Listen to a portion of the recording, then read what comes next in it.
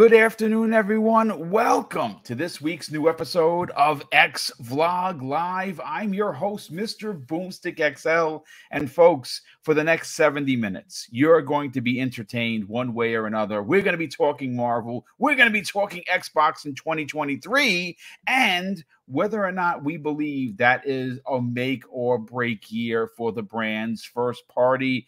All positive talk, but of course, the criticism that might come into conversation is, of course, going to be constructive, which is what we do here. And I could not have asked for a better co-host today than Pong Soul, Mr. Podcast himself. Pong, what's going on, brother? Welcome back to, well, not welcome back. Well, actually, yeah, because you missed Tuesday because of real life, but you're here today. How are you feeling, brother? Doing good, Boom. Glad I could make this one happen. Yeah, it's, real life and work is getting back to normal, so it's getting crazy around here, but anytime I can jump in and make this happen, I will do so. So thank you for the invite. Happy to be here on X-Vlog, I guess we'll say it. Yeah. Look, it's great. It's a great time to be talking gaming. Things are heating up. Obviously, last week's news still continues to kind of reverberate throughout the community and throughout the industry up until this point. But we got a lot to talk about, Boom. 2023 is a gigantic year for Xbox Bethesda, and we can dive into that, sir, because there's plenty to go to and talk about. Criticism aside, there's plenty of things to look forward to. Oh yeah, dude. Listen, that's the one thing that we can honestly say wholeheartedly without sounding like a fanboy or the Earth Defense Force for Phil Spencer and company. They have a lot of games coming out. That's a confirmed fact, ladies and gentlemen. Now, granted, would we like these games sooner? 1000%. But at the back end of the conversation, the game's got to get done. They got to be done right. And you know something? Until someone writes a book or until someone actually comes out and says it, we're never going to know where these delays came from. But a lot of people, including myself, believe that this wasn't a Phil Spencer. Hey, you got to delay this. I think that this comes the way easily of Todd Howard and that group of people over there, because they saw what the game was and they probably were very honest and earnest, if you will, with Phil Spencer saying, hey, listen, Phil, we know this was supposed to be a big year. We did it's not pencil, it's pen. But the bottom line is that, working from home, not being in the studio as much as we would like to be because of regulations and, actually real life pandemic, stuff going on, we need some more time. Well, if that in fact is the case, that's fine. 2023 is going to be a banger year. There's just no doubt about it. But before we get into that, obviously you see I got some Marvel vs. Capcom Ultimate playing. And the reason why I wanted to put this particular footage is playing in the background is because that good friend of the program, Mike Lowry, he's in the chat now, wrote an incredible article, which I have added to the show notes of this show when it goes video on demand. If you want to read the article, you can. And he posed a question, something that we've talked about, Pong, on this show numerous times. Does Microsoft need its own superhero game? And the answer is 100%. But why I wanted to use his article as a springboard to what we're going to be talking about today is because of some new news that came out a couple of weeks ago from Skullsy TV, from Special Nick over at Xbox Era, where ZeniMax Studios is apparently and rumored to be working on a Marvel game. And apparently Marvel has several Disney licenses that they have exclusive rights to make a game for, one of which is The Mandalorian, which we're hearing. But as great as The Mandalorian game is going to be, and hopefully that's going to be like, he's in the universe, but you make your own Mandalorian kind of adventure, which would be amazing. I want to talk about Marvel, because obviously coming off the heels of Doctor Strange into the Multiverse of Madness, I mean, listen, the multiverse has been exploded open. Secret Wars is coming. There's no doubt about that. Fantastic Four is around the corner. We're going to start seeing some of our childhood dreams from the comics, like Secret Wars, come to reality. And I really want to see Microsoft get in on the ground floor. They need to be a part of the conversation.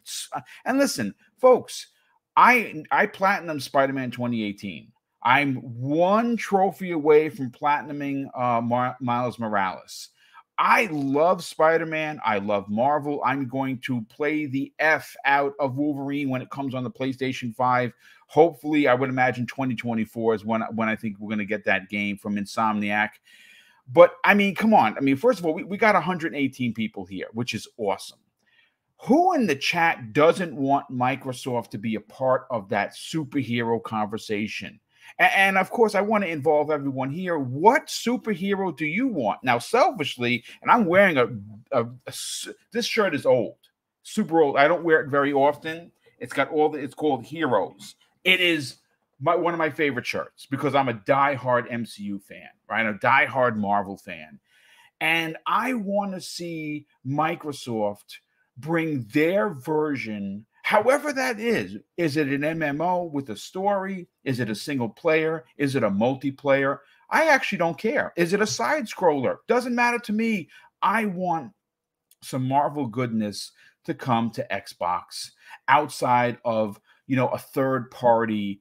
Everyone has it. And I know, that sounds selfish. Like, oh, why does it have to be exclusive? Because I want Microsoft to have their own Marvel exclusive. I don't think I need an explanation as to why that is, but I think it's time. And I think that they have an amazing relationship with Disney. And, I understand that with Spider-Man specifically, that is locked behind a lot of big deals behind the scenes when it comes to the Marvel sharing agreement with Spider-Man for the actual films. And I'm sure that there was something inked into that contract. Hey, listen, we have to have first go-to or first rights for Marvel games on PlayStation. I'm sure there's something in the contract. I'm only guessing because I've never seen the contract myself, but Pong, let's break this down. Mike Lowry says he wants to see a Teenage Mutant Ninja Turtle exclusive. Now, granted, we have a beat 'em up coming this year. We have the Cowabunga collection coming at the first month of 2023 from Konami. It's like a collection. So we're going to get some TMNT. But I hear what he's saying. It would be pretty. Listen, regardless of what heroes you like, whether that be Hellboy, whether that be DC, whether that be Marvel, whether that be TMNT, whatever, it would be nice for a character-based hero game to come to Xbox. And I think it's one of the genres that they are missing. Pong, where do you personally fall on seeing Microsoft push the envelope for this? Well, I think it's definitely a big missed opportunity if they don't try to get some kind of license out of this deal, that all this goodwill that they have with Disney. I know Sony's obviously using, Spider-Man to their advantage to cut these deals, but it is time that Microsoft and Xbox jump on this train. Again, the MCU, for all intents and purposes, is one of the hottest, if not the hottest, IP going right now, and there's no reason why Xbox should not have one of their own. And there's plenty of heroes, plenty of opportunity here. What about going to Image and getting a Spawn game? Correct, Spawn. You look at that's what I kind of did when I knew we were going to talk about this topic. And we've done this before, Boom, too, right? When you look at the MCU or available characters out there from other people, right? You got to look at something that fits the Xbox mold, right? Yeah. You want it, but there's plenty of characters that do that. Now, number one, tops, and this is personal too for me. Again, I'm not the biggest superhero guy anymore. Used to be huge into comics, but X-Men was always my favorite, right? X-Men is going to be introduced into the MCU at some point here. We know that's part of their roadmap now. The mutants are coming. Why not jump on that craze before that gets to that point? Right? And X-Men, Xbox, it works so perfect. It's not even funny where you could go with marketing and all that kind of stuff. So, of course, again, selfishly, I want the X-Men to come. Plus, multiplayer game, again, something that Xbox is well known for. It would just be phenomenal to see X-Men come back in a big way on Xbox, right? But like you said, you got Spawn, which is outside of the Marvel universe, but Spawn, is so underutilized. It's not even funny, right? What McFarlane created over with Spawn is something special. And for him not to have video games on a regular basis with everything that those comics have put him through and all the different situations, whether it was the medieval times or whatever the case may be, Spawn is ripe for a great, great video game. And so, yes, I agree with you. Blade, vampires are coming back in a big way. My God, Blade fits in perfectly with Xbox's kind of reputation. They could do, I mean, they've got so many studios now that could do Blade justice, bloody, gory, dark, bring it all in whatever form you want it in. But Blade would be huge, right? Gambit, another underutilized character over at Marvel. Now we might see him come into play when X-Men and mutants are introduced, but a Gambit standalone game with his superpowers, with all the characters, with all the enemies that you could introduce, the villains. Look, Gambit would be another great one. Again, what I'm saying here is that this ground is fertile. Okay, whether it's DC or whether it's Marvel, there's a lot of opportunity here, but Marvel specifically, because of how hot that IP is, Xbox does need to get on board with this. Like you said in the beginning, whatever kind of genre you want to create, I'm down for outside of a mutant dance-off kind of game or a card battle game, which we know we're getting anyways from a third party here. Outside of those two, whether it's third person, action, adventure, like the Spider-Mans, like we imagine Wolverine's going to be, etc. Cool. MMO, awesome. Create your own Marvel character, join the fights. Awesome, right? RPG, let's go action RPG style, right? Let's go back to the days when those were popular with superheroes. Let's bring those back again, right? Let's do it. Give your characters a chance to power up, become more powerful. Now, we saw a failure in Avengers, right? We saw that not unfortunately, but we saw triumph in Guardians of the Galaxy. Guardians of the Galaxy, right? There's so many different ways you can go nowadays. Again, I believe these rumors are true. I don't think Xbox, as much as we know that Phil doesn't necessarily like licensed IP, the money is there. The industry has changed. The entertainment industry as a whole has changed. We now see crossover everywhere. Alan Wake is getting a TV show. Whoever would have thought? Alan Wake, a cult classic on Xbox 360, a favorite game of mine from the 360 generation, would not only get a remake, would not only have the rights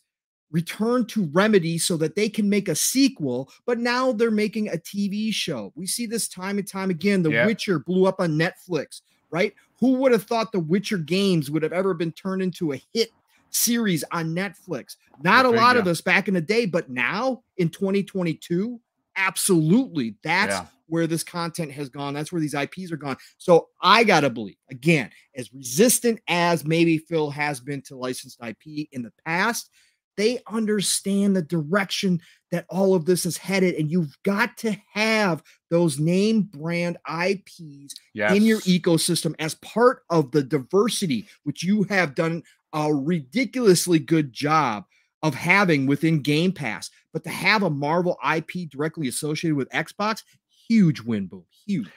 Yeah, you know, look, one of the things that I say about Xbox Game Pass specifically is that it is the ultimate exclusive, right? Now, granted, Sony has their PlayStation Plus service coming, and it does, I'll put it this way, for new players, it is a treasure trove of first-party games. For people like us who play on everything, maybe not so much. So when I hear people, or even like Phil's talking about getting games into Game Pass day and date is magnificent. What an incredible thing to happen for for gamers who are gaming on a budget, right? Like if you can't afford to buy a game, with Game Pass still allows you to be a part of the conversation. But my goodness, Pong, to get a Marvel exclusive, to get a hero game that is exclusive to the brand, exclusive to the Xbox and PC brand, and to be able to put that on your whatever marketing for Game Pass, it is going to move the needle. This is something that I hope that they are seeing. I hope that the room is being read this way, because we do know, and Phil Spencer has said this in the past, that he's not the biggest fan of licensed IP that's not owned by Microsoft.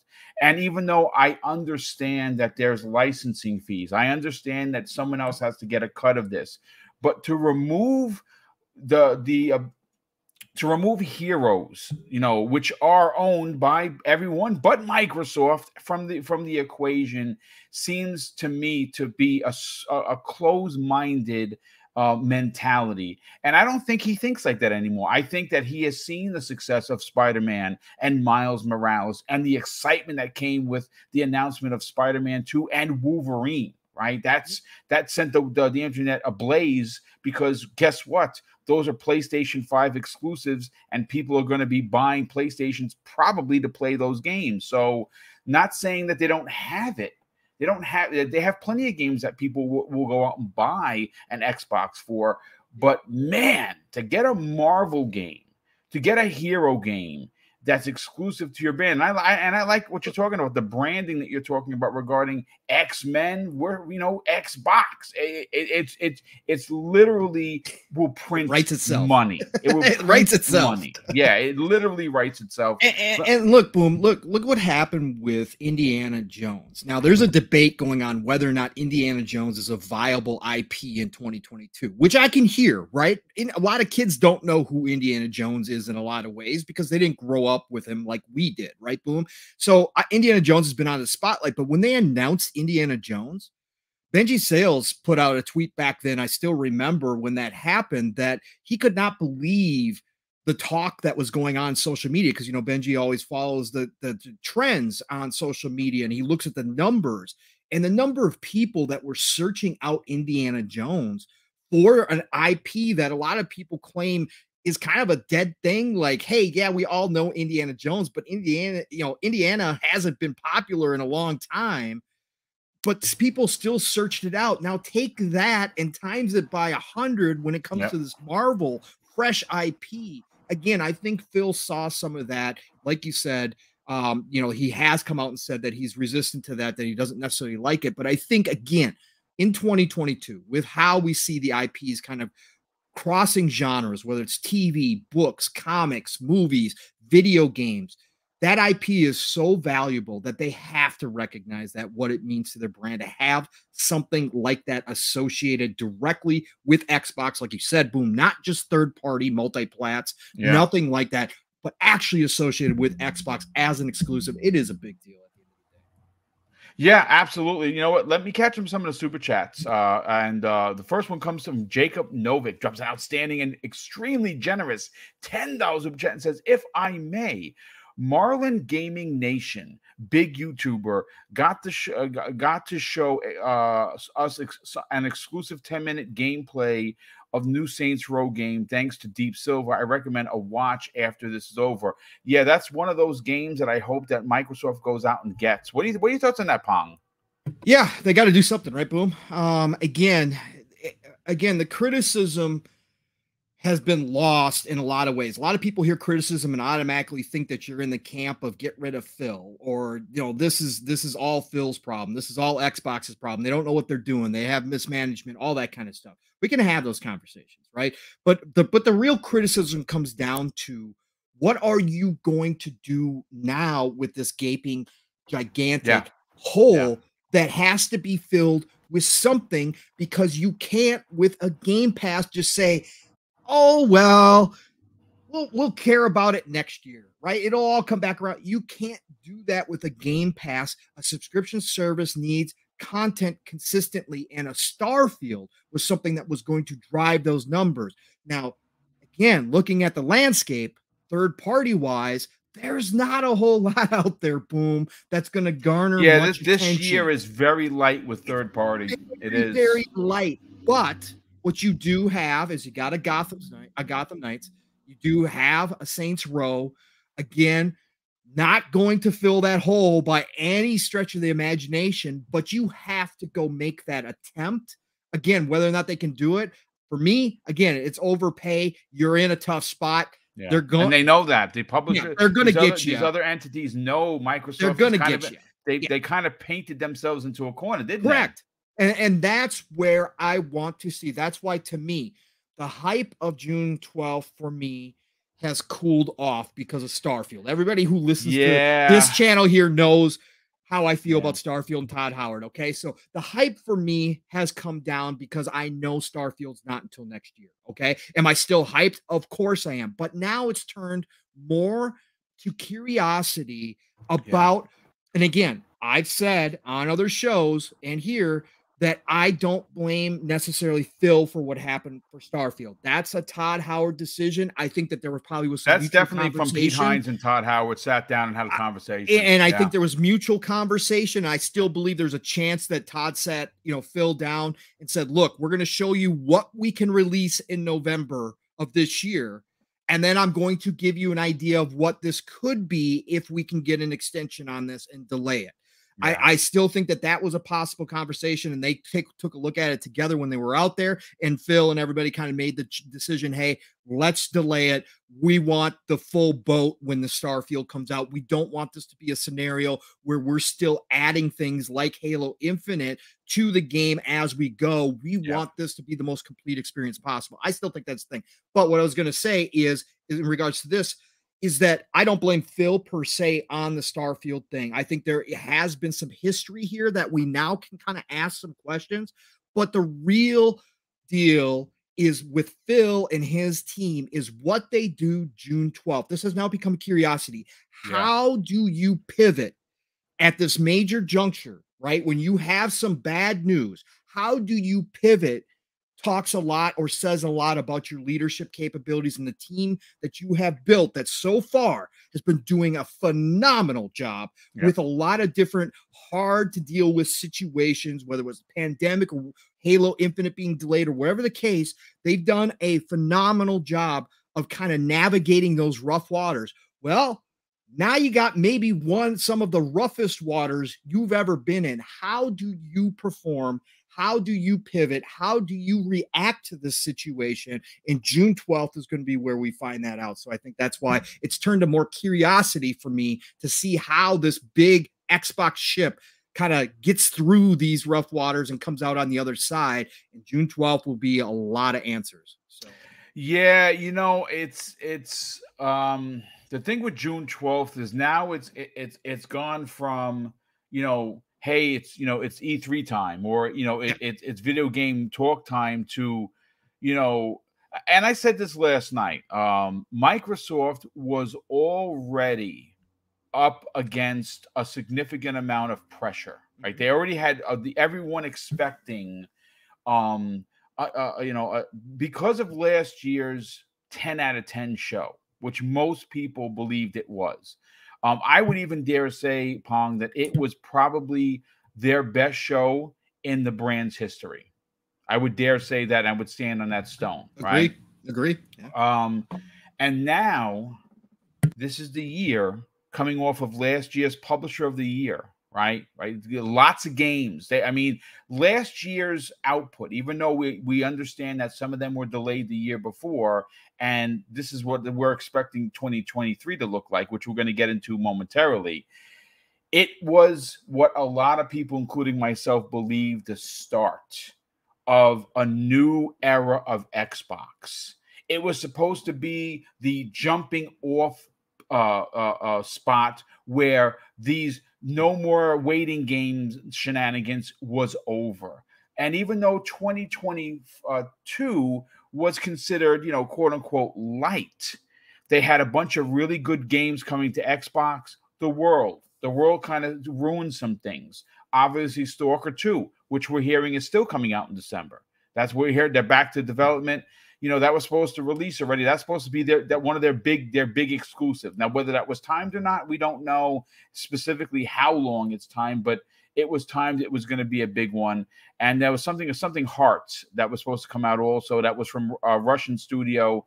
Obviously got delayed for a lot of obviously real world issues. So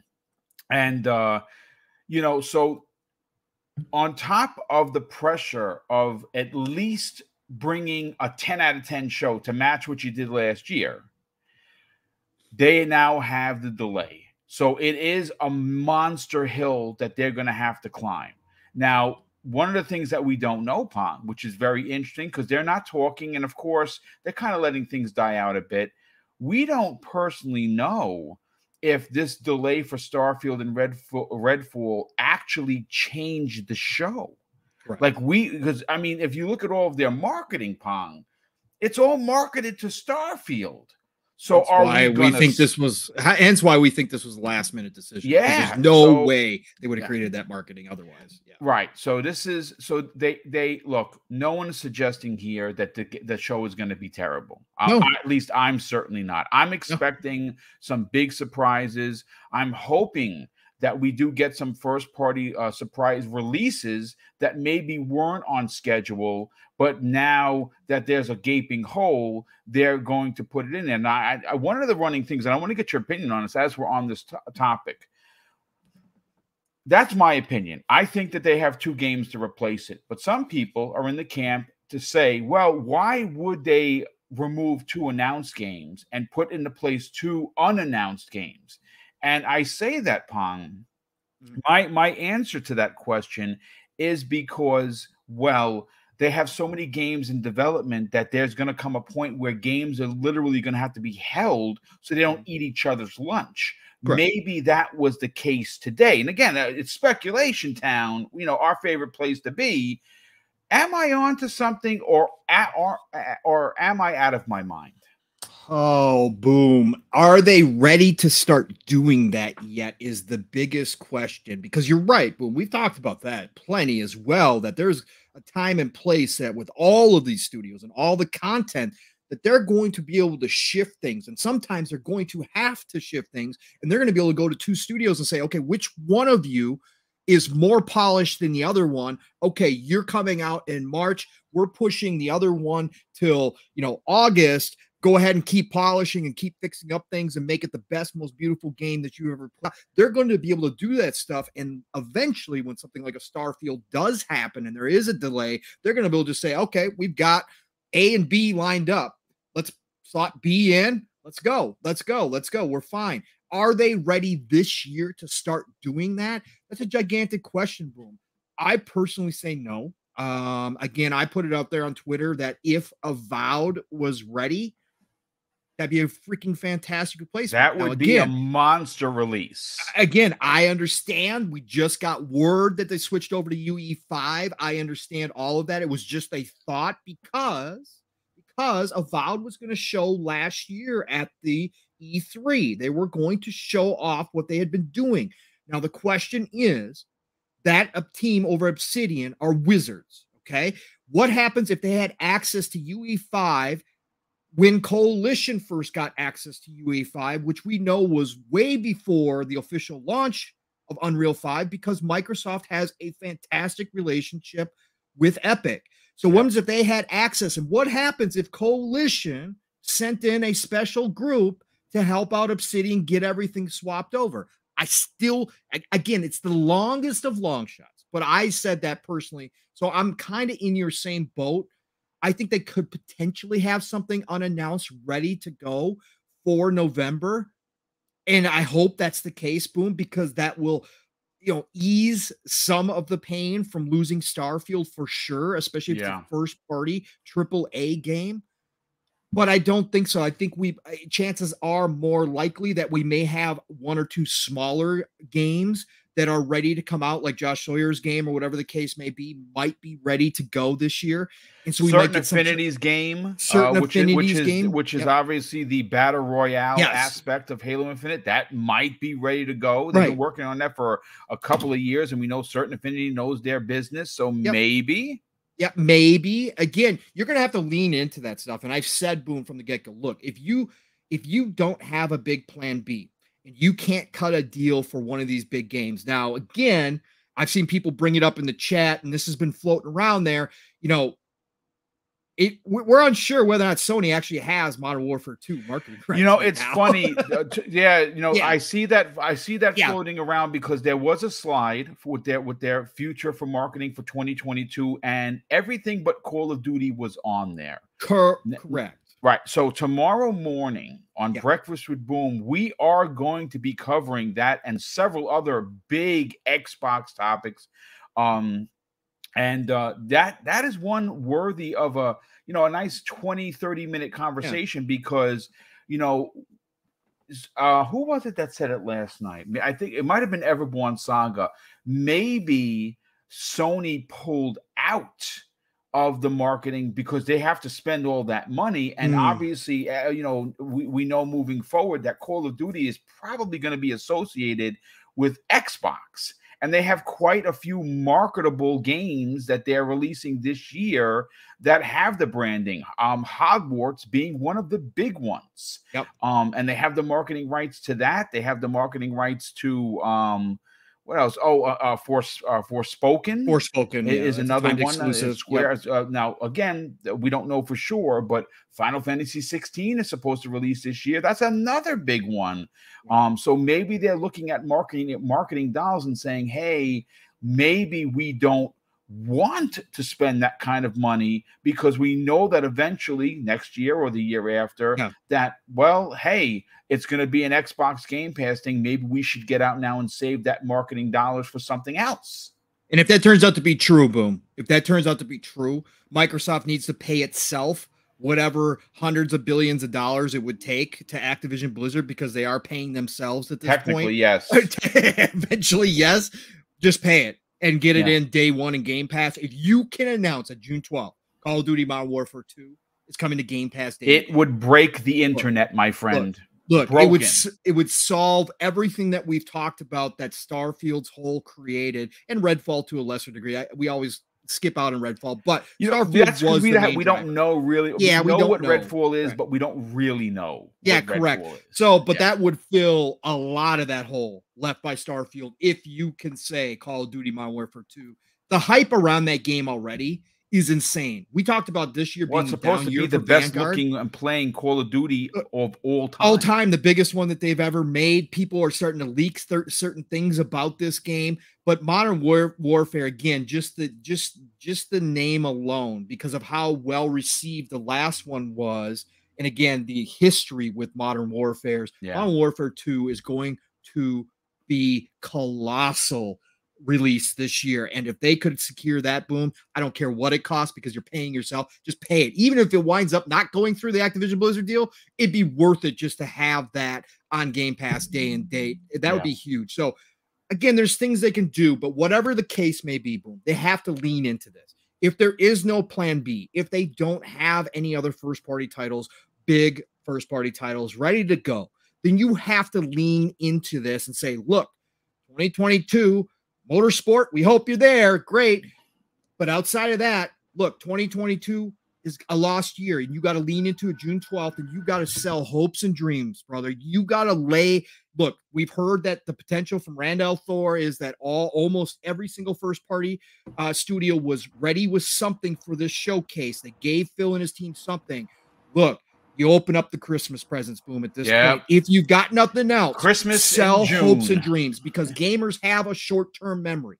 Right. Will it be the same? Will that impression that Starfield is still not there and you didn't have anything else for this year outside of maybe Motorsport? Will that still linger after the show? Of course it will. But if you blow everybody out of the water and you open up some future presents that are further down the road than just next year, which I know they want to hold this to within the next 18 months usually, look, if you release some of those presents and some of that stuff is looking absolutely ridiculously good, gamers have short-term memories. The impression will be, 2022 is going to suck. It's just wait longer again. But look what we have. Look what we have coming. We know this is coming now. So basically what you're suggesting is for Microsoft to create a year of dreams as Sony did in 2016. Correct. If you got nothing, that's if you don't have anything outside of a Motorsport and maybe a third-party deal, maybe Gotham Knights, maybe Saints Row, whatever the case may be. If that's all you got, then you lean into this, Boom, and you just say,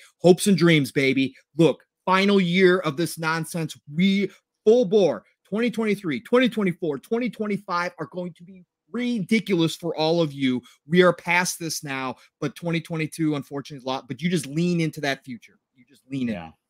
Well, we're gonna get into that momentarily. What 2023, how important that is. We're gonna get into that. But let me catch up on some of the super chats. JC Collar Moreau drops a very generous $2 super chat and says, "Boom and Pong should be characters in the next Mortal Kombat game. Yes, please. I'd be more than happy to sign that contract. No problem. What would be my special ability? Talking people's ears off. That's what I would do. You know what? I think that's what that would be my when fatality. You put us together, that is the conundrum, because we both like to talk. My wife says I'm long-winded, and she's 100% correct in saying so. Viper XT drops a very generous $5 super chat and says, We'll be at the Xbox Fan Fest in Toronto. Oh, congratulations, dude. Looking forward to meeting many of the community. Might even catch a glimpse of exclusive Pong and Mag, but Mag for sure. That is definitely for sure. And if you got the notifications are going out for FanFest specifically for all of the areas, but I saw a couple of people. I think Fuzzy and Psychonauts actually got picked, which is congratulations on them. I mean, that's freaking huge, man. I mean, I went to FanFest in 2019 and it's amazing. Kirby Zero Louise drops a very generous $5 super chat and says, does MS really get to say that they don't want to license games when Forza exists? Forza Motorsport 7 recently had to be pulled from sales and Xbox Game Pass because of licensing issues. Yeah, I mean, but you see, that's probably right there where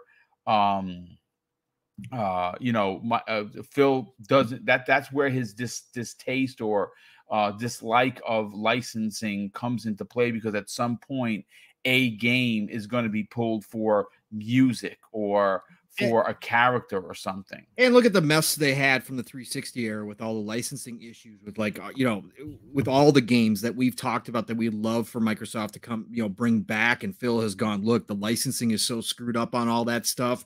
It's really hard to lock down an IP and not have issues in the future if you want to use that IP to get long-term. And we've talked about it. Again, if they're going to go after WB or whatever the case may be, they got to lock down those licensing. Well, to lock down that licensing for 20 years is going to cost a ton, and it's very hard to do because people don't want to do that. Yes.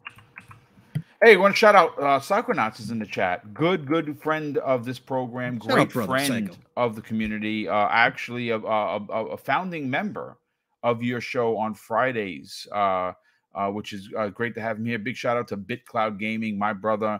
He says, hit the like button. Yes, indeed. We have almost 300 people here, folks. Please, for the love of Jehovah, hit the like button. But let me make sure I'm caught up. BitCloud Gaming, he drops a very generous $2 super chat and says, my brother. Well, what up? Salute, hit the like button. Indeed. Thank you so much for the generosity. Pong, let's get into it. This is a topic that's going to have a bunch of emotion, a lot of speculation town, adjectives thrown into the conversation. 2023 is expected to potentially be, and not just for Microsoft, folks, 2023 is expected to potentially rival 2007. Now, if you're an OG like us, 2007 is by far one of the most and biggest game years in the history. I'm getting goosebumps, folks. History of gaming. You had games like BioShock and Mass Effect and so many others come to console. And to this day, as great as we've had so many years, that it's been fantastic. You look back and you're like, my God, I don't have time for gaming.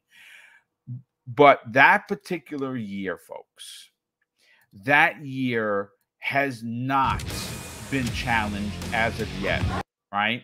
Well, 2023 is supposed to be one of, if not the biggest years for the industry. But I want to take the industry out of the conversation, and I want to focus specifically on Xbox. right now, the ABK deal is being worked on, expected to close potentially early, late, very, very late this year, very early next year, right? Once that deal closes, Microsoft is going to find themselves upwards of 34 studios, right? Two of the games that are being that are going to be coming to Xbox Game Pass day and date next year is going to be Overwatch 2 and Diablo 4, right? Now, those IPs, see, I'm not an Overwatch guy, so does it really mean a lot to me? No, but Mrs. Boom and I, well, we're Diablo people, and she loves. I mean, we've beaten Diablo 3 times, and she absolutely loves it. So she's looking forward to 4. But now, Pong, we know for an absolute fact that Starfield and Redfall 2023, that's 4 games. Avowed might be a game that comes out next year. Hellblade 2, potentially holiday of next year. And again, some people are suggesting early 2024, but you know, we got to throw it into the conversation. Yep, it has been in development for many years. So I'm no mathematician, folks, but now you're talking upwards of 6+ first-party games. And I haven't really, what's that? Contraband. Contraband is another one. Yep. So now we have to talk about the importance of 2023 for Xbox, right? Am I calling it the make or break year for the brand? No, because the brand is around. They've invested heavily. Game Pass is a thing. Again, I know that the quote unquote listed amount is 25 million. King David and I have a few insider information that we believe it's closer to 30. And again, I'll die on that hill. That's fine. They have a lot going for them. Pong, I really want to get your personal opinion on the importance of next year. Next year, again, I've seen people say it's make or break for them as Xbox fans. And are they wrong for saying that? Absolutely not. If Microsoft has not earned your dollar, stop paying them. That means stop buying their games, stop buying their console, stop buying their subscription service. If you feel that they're not earning your $15 a month, then you as a consumer need to put your foot down and say nay. I'm no longer gonna support this Emerald Green brand because they keep disappointing. I can't say that. They have earned my money, and I'm happy every month with Xbox Game Pass because, like I said, as a retired guy, there isn't money just hanging on trees in the backyard. I literally have to make sure that I'm paying everything first before I spend money on gaming. And Xbox Game Pass allows me to. I'm not a grazer like Pong. Pong's an admitted grazer. He goes here, he goes there, he goes here, like a forest animal, which is great. I'm like a grizzly bear. I get into a game and I tear through it and I move on to the next one.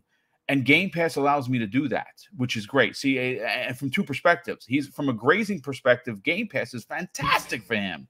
From a treasure hoard. Yeah, it's a treasure trove for a grizzly bear like me who sees a game, gets into the game, and just like right now, I'm about to hit level 81 in the Halo Season 2 Battle Pass. 81. I'm close. I will finish that Battle Pass this weekend. I'm telling you right now, and then I'm going to get back to Battle Pass 1 because I only got to level 52, and I'm loving it. Pong, let's reel this back in. 2023 level of importance for Xbox. They know it. We know it. This community, we have 300 people here in the chat. They know it. They want it. What are your thoughts, brother? How important, how monstrous does this year need to be? Not have to be, need to be for Xbox. Yeah, like you started out by saying, Boom, next year, well, we already knew 2023 was looking to be one of the best years in video game history from across the board, whether it's Nintendo, Sony, or Xbox.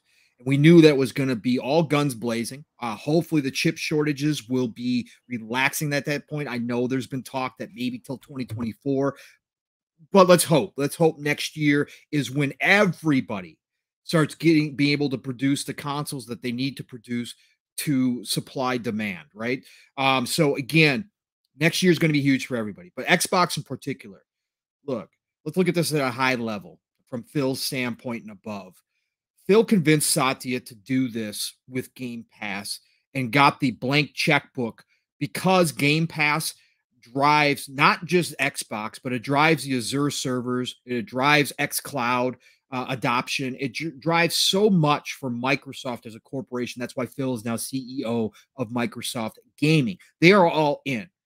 But again, bottom line, bottom dollars is based upon a lot, based upon how quickly they can grow Game Pass and what kind of lead they can get. Not having first-party games is not the end of the world in any way, shape, or form. Xbox is not going to be in the position they found themselves in 2017 prior to Phil taking over and convincing everybody that there was a way forward. They are not going to find themselves in that position again. However, they are going to find them in the position of stagnation if they don't get their first parties in line, because fantastic point. Please elaborate. Yes. And again, I want people to understand. I really hate having to give an explanation, because you get people. Listen, folks, if you ever want to feel complete dejection, if you ever want to feel discontent, do a YouTube channel. Put on a show on a weekly basis, and then take the time to read the comments. I had 18 comments from last night's show, and I don't know, 13 of them were complete rubbish, because the amount of ridiculousness that comes into these keyboard cowards, it cannot be believed. So I want to say that this isn't a pile-on session. We're all Xbox fans, and we have every goddamn right to question, a mistake or three. Whether it's a mistake and you believe it or not, I hear you. If you're okay with whatever they're going to put in your plate, you're going to eat it. But we as consumers have a right to be critical. We don't have to be a-holes about it. We can have a good conversation like we're having right now. But Pong, please continue. Yes, sir. First party titles, okay, depending on what they are a factor in creating an identity for your platform, okay, pure and simple. Now, Some of that has been washed away a little bit because of Xbox, and Phil deciding to put everything on PC, game, day and date and all that good stuff, right? He's kind of de-emphasized first party in a way, but to the wider audience, when people think of Xbox, they want to associate with something like Halo, like Gears, right? Like Forza. That association is very strong, okay? And that branding is very strong. And that's why you need those first-party titles hitting your subscription service. Now, third-party titles, right? Your mass appeal titles are going to be your main driving force. And let me tell you, they closed this Activision Blizzard deal. They got one of the biggest driving forces in the history of video games. Indeed. In Call of Duty. Yep. Which will then, even if it stays multi-platform, which we all at this point expect. Like I said, honestly, who cares? You're getting a Game Pass day and date. Who day cares? And date Game Pass. When people walk into the stores and they're making that buying decision for the first time in 2023, do I go PlayStation? Do I go Xbox? And every single salesperson and a lot of the wider audience that's not in this community even starts to hear that Xbox now controls Call of Duty. That association will drive those sales. So they got a big ace up their sleeves with this Activision Blizzard deal. But overall, when we're talking about the grand scheme of things, you have to provide first-party home runs for your subscription service to drive that awareness, to drive that mind share through the roof, that when people invest in the ecosystem of Game Pass, which again is why currently Phil has the open checkbook from Satya seemingly, is because Game Pass is what they see 10 years down the road, 15, 20 years down the road, reaching 2 billion, 3 billion people, as crazy as that sounds. Those are the numbers that right now allow Phil to do what he's doing, that greenlight $70 billion deals like Activision Blizzard. So you don't want to have that stagnation happen. You don't want to have the word start trickling outside of this community to the wider audience. Ooh, Xbox really hasn't been given anything lately. Like, yeah, they got a lot of third parties, a lot of indie stuff. It's cool. You know, they make some big deals here and there for, for a third party game, but we're not seeing any first party stuff. We're not seeing any of that Starfield. We're not seeing any of those big games come into the service. Once that starts happening, then that slows everything down. And that's, again, they want to hit bigger and bigger numbers. They want to get that lead so far ahead of Sony and that subscription service that they're the Netflix and then Sony's playing catch up, right? That's what they want. They have the advantage. 2023 is going to drive home that advantage. So they cannot have another year. Like I said, the criticism is fair. There is a history here. We've heard some word out of certain studios. There is a lot of things that have happened previously that can make you kind of scratch your head and say, ooh, is there something bigger going on here? But 2023 can wipe that all away. Again, 100%. Boom just listed off all the games. Phil has promised and said their main goal is one AAA first-party title per quarter. They have the studios to do that. Now, we haven't gotten that, and this year has been, again, so far from what we know, let's say Motorsport comes out, cool.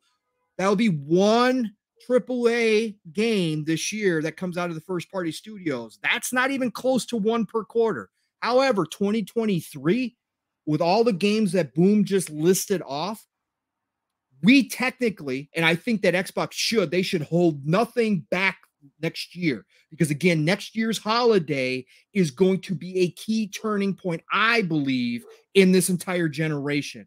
When all three companies, and again, Nintendo's on their own, so I just throw them in there because they still are a player, but they're on their own. They do what they do.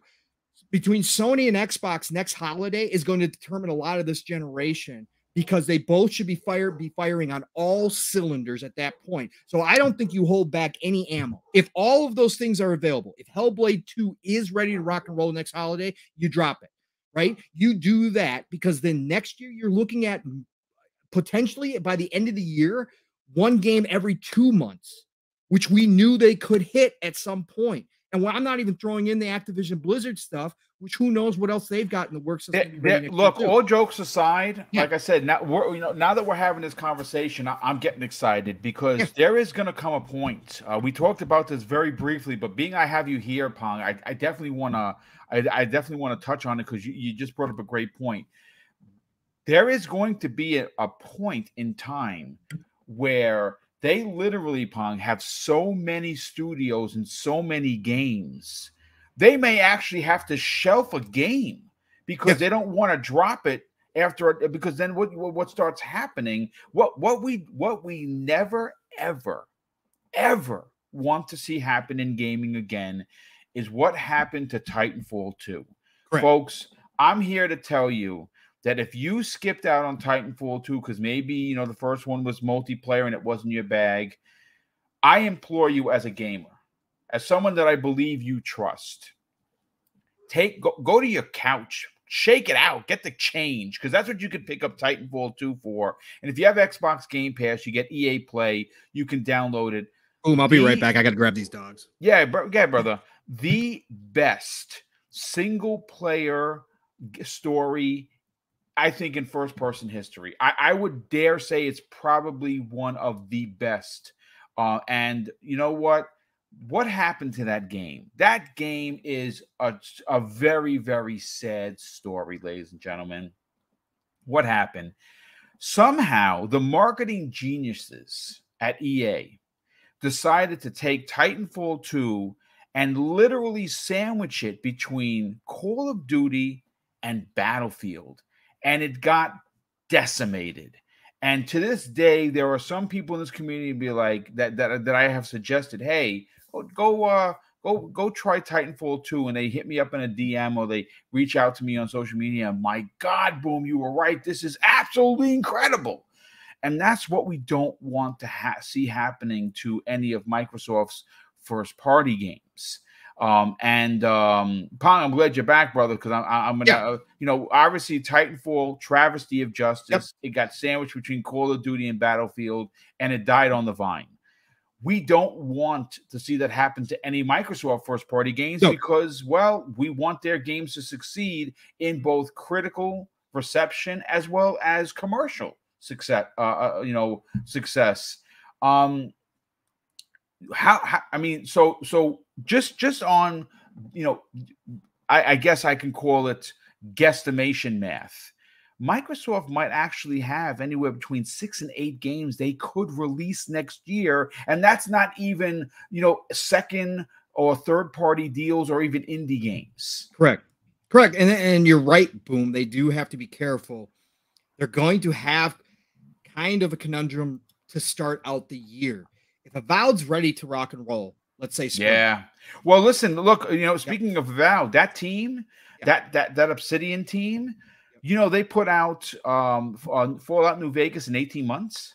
Mm-hmm. One of the best of the entire they even did it better than Bethesda. I said, they're wizards over there at Obsidian. There is no doubt about it. And so they don't have to be micromanaged either.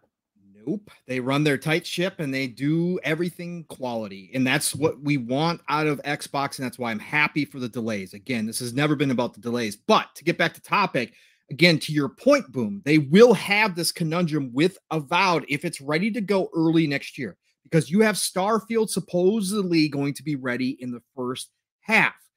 Now, what if, because you've made this kind of statement that you're going to give the fans Starfield, which there was a huge portion of us hyped that we'll play it this year. Now we got to wait some more. Do you push Starfield to fall next year to avoid tripping over Avowed? Because again, Avowed needs to breathe. When you have RPGs, and we know Microsoft and Xbox now own most of the Western RPG market between their team. We know that there's between In Exile, Obsidian, Bethesda, we've got at least probably 3-4 RPGs at Fable. I forgot about Fable coming within the next 3 years, 2 to 3 years. So you've got to space those big RPGs out. You don't want them on top of each other, but that's what we talked about, Boom. There is going to come a time and place and a point, and maybe starting next year, now that all of these delays have happened, that Microsoft actually has the ability, Phil has the ability to look at the big board and say, look, here's our calendar year. We want at least 1 per quarter. Well, shoot, we got 8. We got 8 right now. What are we going to do? Are we going to release one every 2 months? Well, we can't have Avowed and Starfield close. So we got to separate those two. And then they can start looking at the individual teams and the individual games and make sure the diversity is there in their lineup as they release these first-party titles. And they can move things around. And again, if one team all of a sudden comes out of the blue and says, look, Phil, look, we were on schedule, but look, this happened. Yep. We want to be able to get this fixed. And Phil's going to be like, okay, no problem. Move you out. Move this one over here. We're good. That's what is going to happen. But next year has to be the year. And again, I would not hold back any ammo next year if the chip shortage is over with. If you are producing consoles at a huge clip, if you've got the puck out, you have announced the puck and the puck is out. xCloud is growing, right? And Game Pass kind of stagnated at the end of 2022 because of the holes left by Starfield and Redfall. I think you give it all and you just say, look, we're going to space this stuff out. We're not going to have anybody tripping over each other, but we're going to get all this out 1 game every 2 months.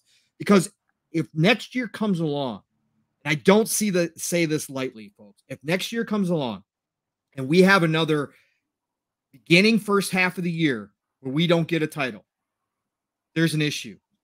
If we get a year where all of a sudden other things start getting delayed again, and we don't see 1 first-party title per quarter, questions have to be asked. 100%. What's going on? And again, this isn't doom and gloom. This is just some serious questions have to be. Some people are asking the questions now, which is fair. Again, there's a history here. You could start asking those questions now. For me, as a gamer, I'm fine. I'm good.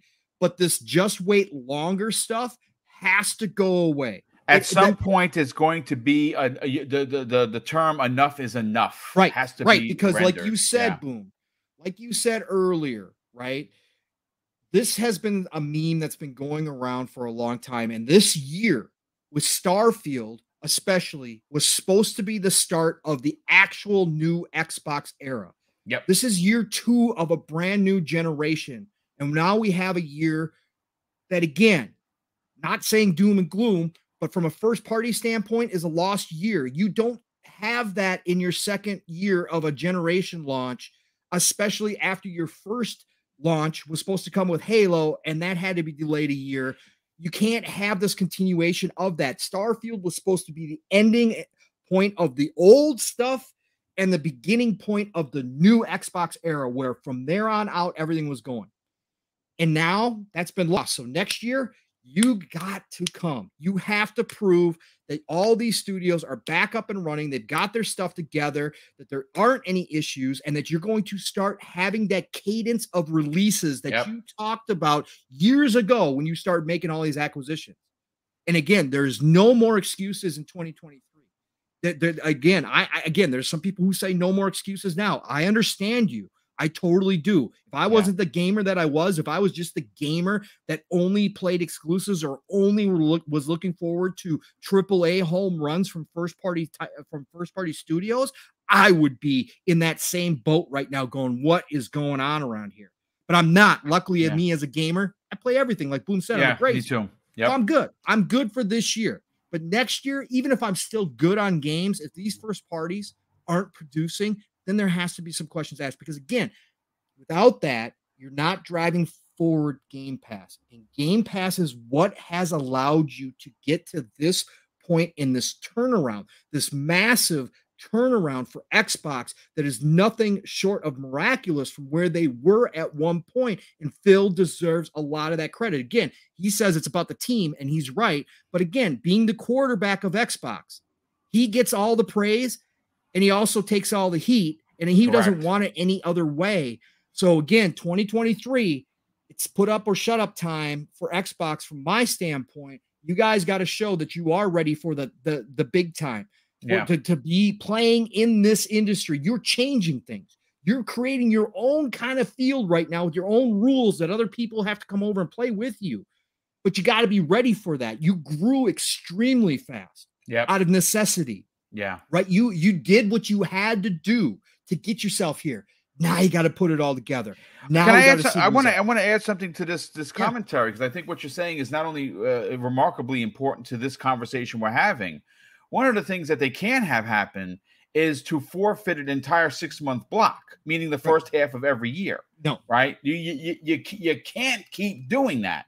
And 2023 is setting itself up to potentially be bookended by 2 big games. Now, in 2017, Nintendo released the Switch, right? And they released 2 games that year.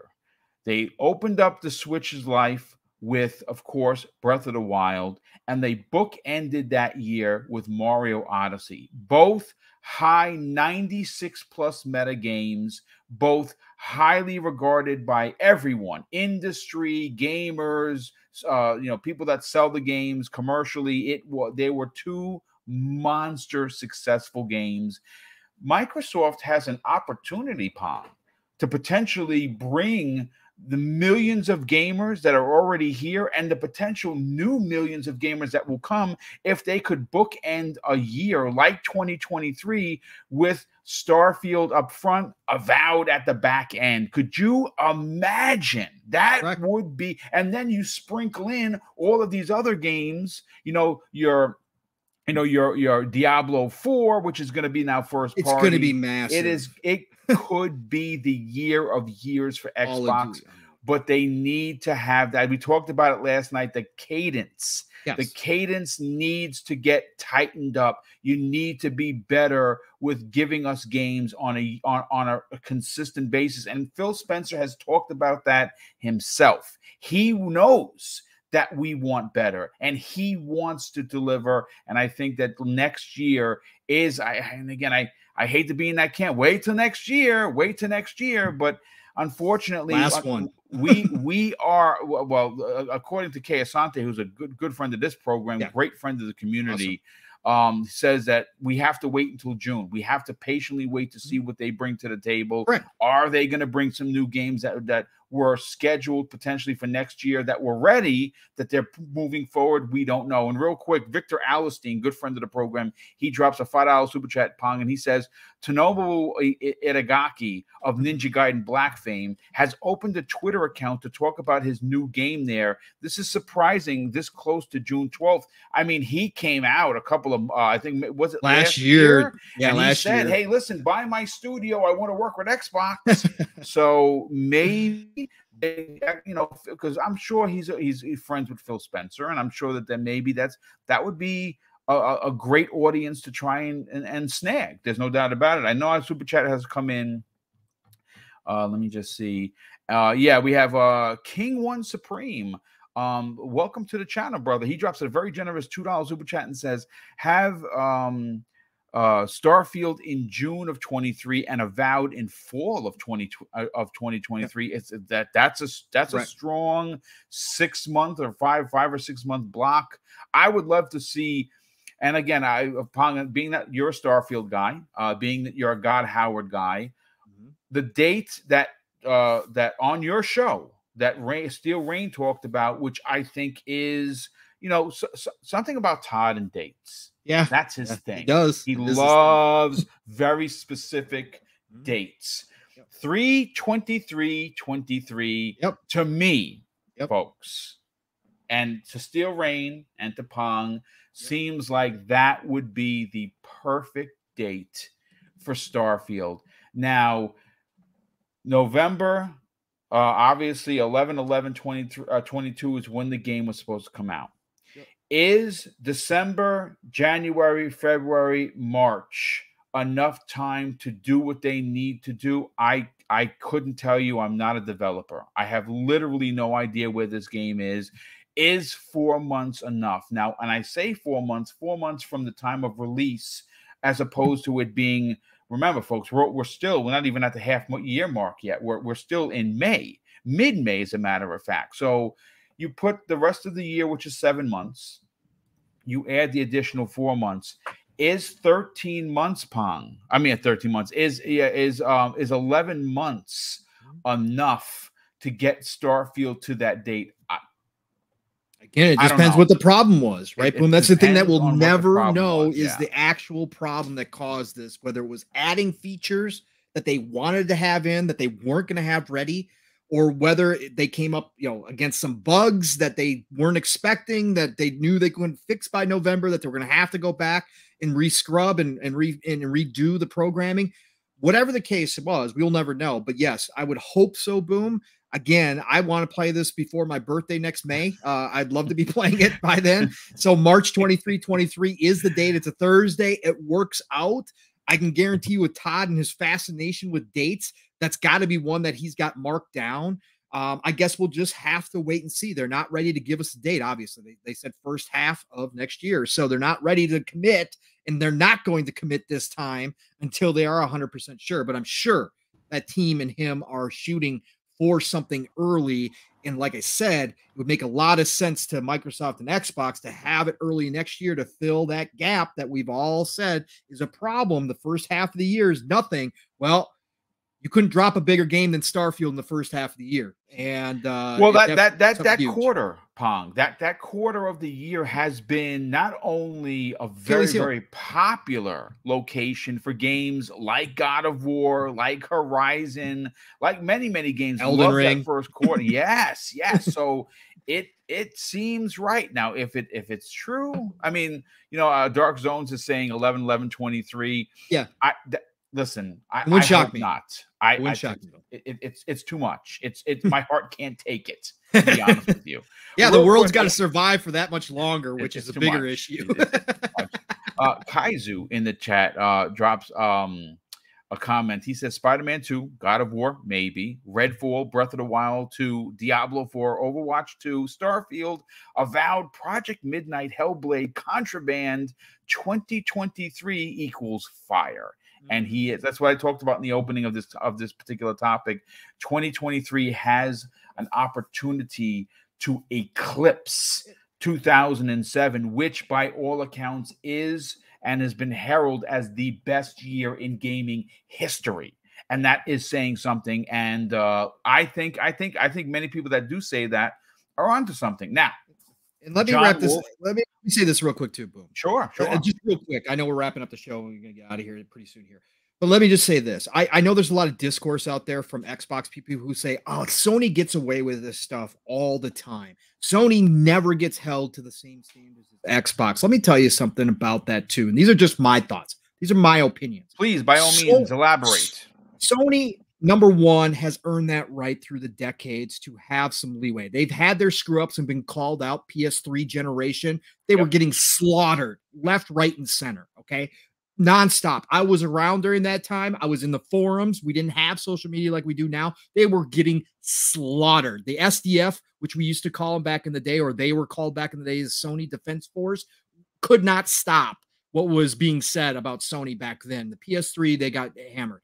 But what they've done is they've created this narrative through decades of producing top-notch, high-quality, well-known, well-established IP that allows them some leeway. Also, with the old way of doing business in the console market, that was okay to have happen. If you only had one or two AAA games back in the day from your first-party studios, that was okay. The difference now in 2022 is Xbox is showing the future of how video game development is going to work.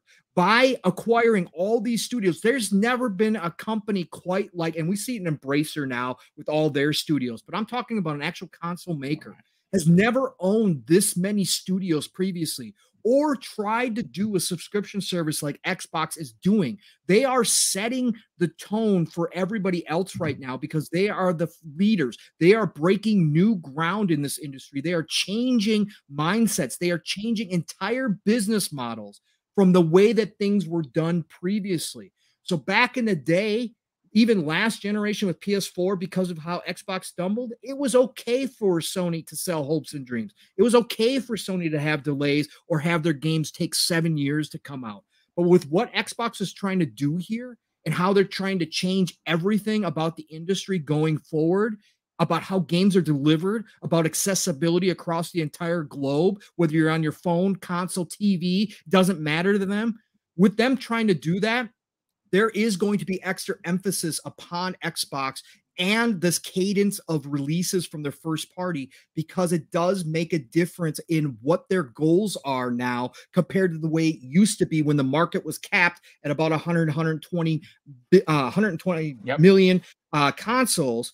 That cap is what Microsoft is trying to explode. They're trying to get to 2 billion, 3 billion. You're not going to do that in the old fashion with not having those first party titles available and a lot of them available on a regular clip. That's the difference nowadays from my perspective as to why Xbox gets some more heat because they're trying to change things and they've got to prove this works and they haven't proven it quite yet. We've seen a lot of great results, but they got a lot yet that got to show everybody this works. This is why we're doing it this way. This is why we acquired all this talent because we can make this happen. So there's just a lot of questions out there, and I think that's why they get the extra kind of scrutiny that they do. Well, you know, at the end of the day, they've earned it. They've earned the leeway, unfortunately. Now, some people will disagree with me, and I hear you if you do, but you know what? Look, maybe 2022, not the greatest of year for Sony. They were this year riddled in controversy. Horizon, great looking game. Story seems to be incredible. I'm only 8 hours into it, but the bugs ruined it for me so much so that I stopped playing the game, right? Obviously, Gran Turismo 7 riddled with controversy with microtransactions.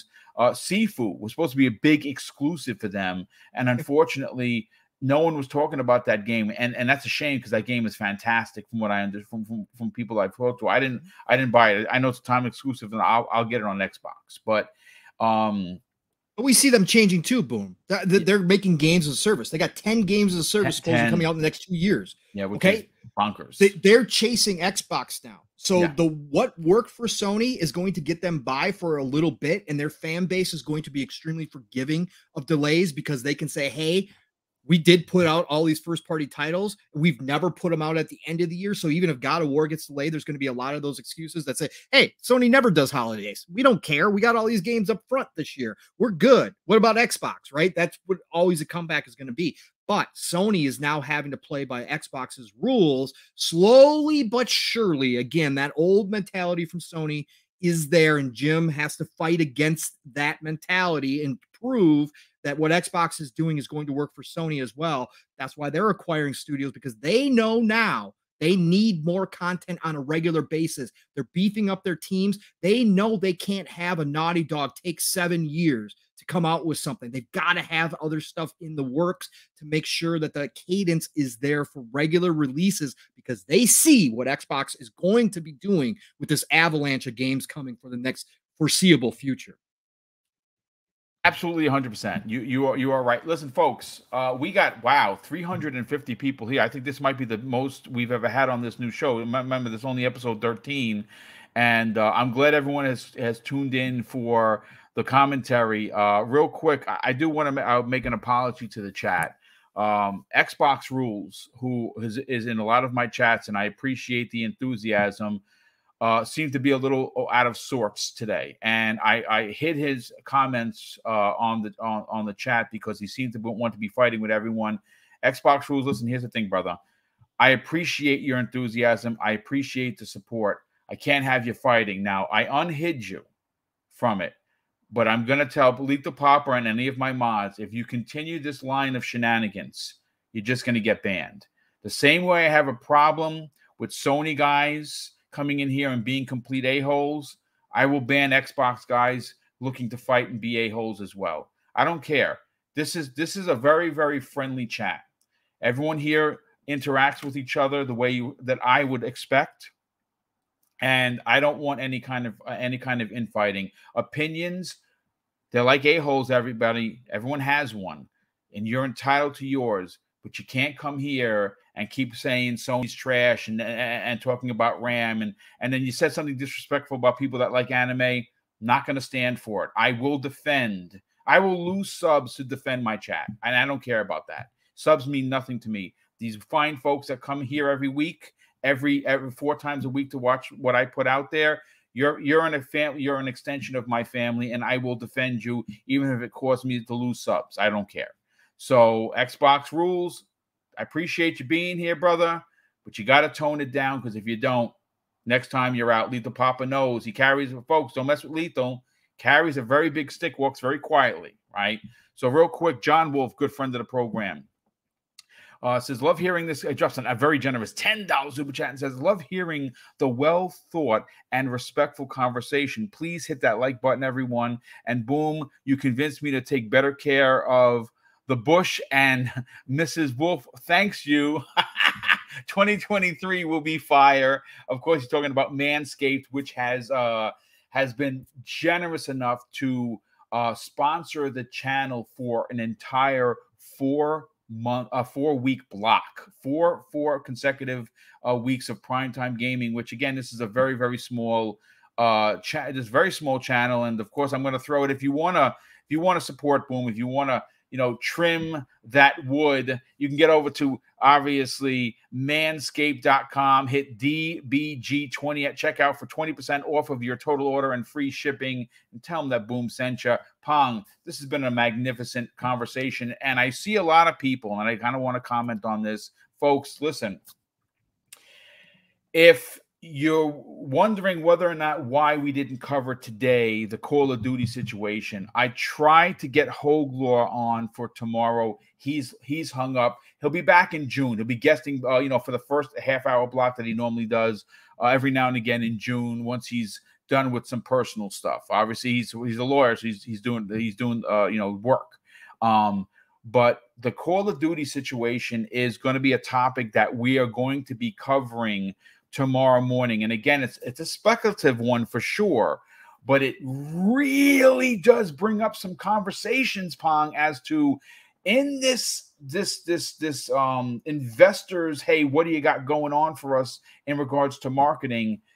There were a lot of games there, but Call of Duty was suspiciously absent from that slideshow. So a lot of people are questioning whether or not did Sony pull out of the marketing? Did Microsoft pay to break the contract?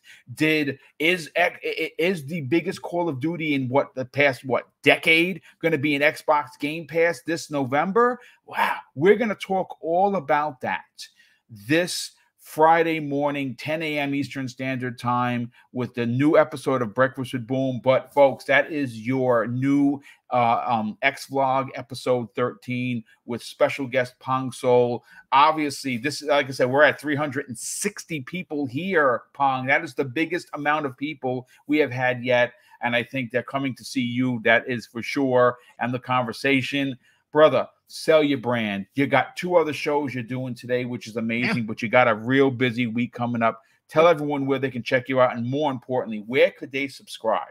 Absolutely. And get you and Steel to 1K on Living Split Screen. Yeah, that's a big goal this year. First of all, Boom, appreciate the invite. I'm glad you gave me plenty of time to make this work again. It's tough these days with my schedule, but I'm glad I could be here. Absolutely. I'm so thrilled to see this many people and a lot of our favorites and new people coming out to listen to us talk. Again, it's crazy to even think about that people want to come by and listen to us talk about an industry like this, but it is fantastic. That's why I joined this community. People having passion like we do for all things about video games. And that's what we're here to do. So this was a great conversation, Boom. Love the one-on-one. You know that. This 2-man crew stuff, I absolutely enjoy. I enjoy all my shows, enjoy all my extended family. I do love the 2-man shows because there's a lot of great conversation that can happen. So thank you, Boom, for making this part of my day and getting me to be able to work from home today for one of the last few times maybe. So, but anyways, love you all. Thank you all for being here. You can find me, Pong Soul, Xbox, Pong Soul, Twitter. Like Boom said, triple header today. Today is number 1. I'm at home today, so I thought, why not take advantage? GPG reached out to me. Green Pass Gaming, the boys, the lads from across the pond. Yes. I'm joining them. Love those guys. Some of the coolest, most chill guys to sit around and talk video games with ever. So please join Green Pass Gaming this afternoon, 3 p.m. Eastern, 2 o'clock Central Time. I will be there. We'll be talking some good stuff over there. And then tonight, PM in the PM, Pong and Mav in the PM. You know how we get down over there. Again, 2-man crew, just me and Mav. But we're going to talk about all this news that's been happening this week. Again, nothing huge, gigantic. I mean, the PlayStation Plus stuff was cool. We're going to talk about all of it, though. So join us tonight. Fun Speculations channel, 7 p.m. Eastern, 6 o'clock Central Time. Then tomorrow, Friday night, back over on Fun Speculations channel, Xbox Ultimate, 9 p.m. Eastern, 8 o'clock Central Time. It's a wild time. You don't know how many people are going to have on panel. I think last week was 9. So you never know what you're going to get. We always have a good There's time. no gameplay when there's 9 people. No.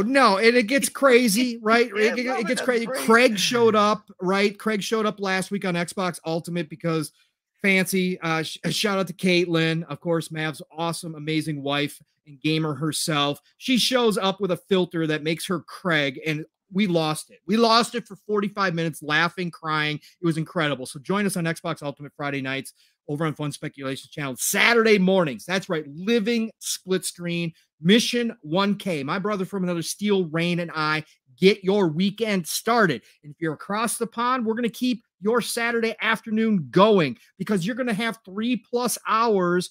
Now we're pretty much at 4 on a consistent basis, but I don't want to commit to that because we never know what we have going on. But 3+ hours of nothing. You're getting goodness. At least 3 hours, folks. Yeah, you're going to get a lot of goodness. Steele and I bring the chat in. We talk about things that are being talked about in the chat. We bring community stuff in. I'm sure we're going to talk about some of the nonsense going on in the community this week as well. But you know you're going to get it live, raw, and uncut, and like Steele likes to say, every Saturday morning. Living Split Screen. Split Screen is all one word.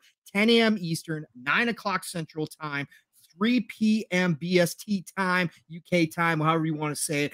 Be there. Bring a friend, tell a friend. I'll be making a post tomorrow about it. So please check us out every Saturday morning. And then Saturday nights, Shop Podcast with PTK, Blam, Fuzzy Belvedere, myself. And this week, I believe we do have a guest this week. Level 1 Gaming. I believe we have Fame. We got Fame this week from Level 1 Gaming. Amazing person, amazing gamer. Please drop in the Shop Podcast, 9 p.m. Eastern, 8 o'clock Central Time. We end your Saturday night with a great show. And PTK has started taking questions from the chat for about the last hour, half hour of the show, depending on how much time we have. So please jump in there with your questions. We have a great time there. Otherwise, it is the golden age of gaming, people. This is why we all love it. The best time ever to be a gamer. Do not let the circus take away your hype for anything or your excitement. Share your excitement with the rest of the community.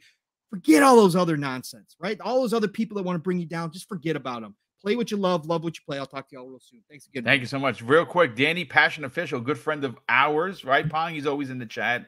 He drops a very generous $5 super chat and says, Starfield and Redfall delayed, and Sony is still behind, in my opinion. He got himself a PlayStation 5 2+ months ago, and they haven't pulled him away from Game Pass. $70 for a year-old game. Come on. And you're 100% right in saying so. And we got to give a bit of a shout out to Mike Sperling. Mike, I just saw his comment over here. He is Mike Series X Sperling in the chat. Pong, he is just now recovering from surgery, and he says, watching 2 of my favorites on a great podcast. Well, brother, it's great to have you here. Hopefully, heal up, Mike. Yeah, glad to hear you're out, man. Yeah, hopefully you recover very, very quickly. And thank you for the kind words. And ladies and gentlemen, thank you so much for making this one of the most successful X vlogs to date. Hopefully you enjoyed the commentary. Hopefully you'll come back. And if you're new to the channel, folks, please, we are closing in on being under 1,300 away from 12K. Mrs. Boomstick and I hit 10K in January, live on the air on the Iron Lords podcast, as a matter of fact. And our goal, our personal goal, is to hit 12K, and we're grinding, and we're just a little bit over 1,300 away. We'd love to hit that. If you're new and you're finding the channel for the first time, please, by all means, consider subscribing. And before you guys get on out of here, hit that like button. But of course, I'm going to close out the show with something that is important to me, folks. Hopefully one day it'll be important to you. And that's something that my dad taught me with kids. And he said, son, treat others how you want to be treated. And also, it doesn't cost anything to be nice. You live by those rules, and I can guarantee you're going to have an awesome day. So take care, everyone. And we'll see you next week on the newest episode of X Vlog Live.